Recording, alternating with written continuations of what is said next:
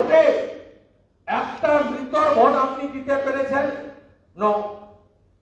একজন অ্যাবসেন্ট আছে, বাইরের রাজ্যে বা বিদেশে কাজে গেছে, তার ভোট আপনি মেরে দিতে পেরেছেন? জামা বদলে, কাপড় বদলে, আঙুল থেকে কালি তুলে একটা ভোট আপনি দিতে পেরেছেন? উত্তর নো। অর্থাৎ আপনার যে এই 2,33,27,000 ভোট, এটা হচ্ছে খাঁটি দুধ। এবং এই ভোটে আপনি সাদ্দামের মতো হাতে গোনা 2-4জন মুসলিম ছাড়া, মানে কোলাঘাটের সাদ্দামের কথা বলছি, আপনি মুসলিম ভোট পাননি। ওর হাতে গোনা বুথগুলো তাই ভোট বলবে, কারণ তাদেরকে বোঝানো হয়েছিল 21-এ সিএ মানে এনআরসি, এনআরসি মানে ডিটেনশন ক্যাম্প। এবারে বলা হয়েছে এইবার 400 পার মানে হিন্দু রাষ্ট্র। হিন্দু রাষ্ট্র মানে নাকি সব মুসলমানকে মাথায় করে নিয়ে আমরা সীমানার উপরে ফেলে দিয়ে আসবো। তা ঢুকেছে মাথায়। আমাদের কোন পুরোহিতরা বলেনি যে বিজেপিকে ভোট না দিলে মন্দিরে উঠতে দেব না।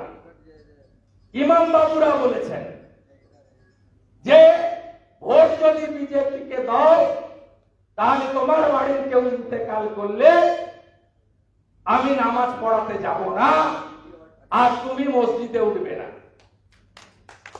ওরা বলেছে, আমাদের পুরোহিত বাবুরা করেনি, কারণ আমরা তো বিকাশবাদের উপরে নির্বাচন করেছি।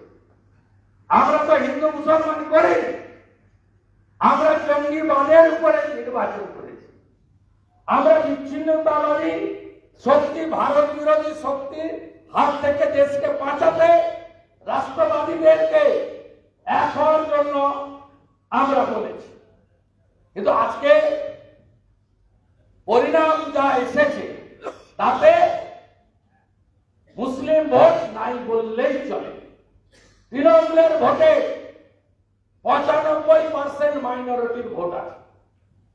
আমি নন্দীগ্রামে বিজেপিতে যোগ দেওয়া শমশাবাদের খোকর আমাকে বলছিল যে আমি বিজেপিতে মাইনরিটি মোর্চায় দায়িত্ব নেওয়ার পরে আমার ক্লাস 7-এর ছেলেকে মাঠে ফুটবল খেলতে যেতে না বলেছে তার বন্ধুরা, বলছে তুমি হিন্দু হয়ে গেছে।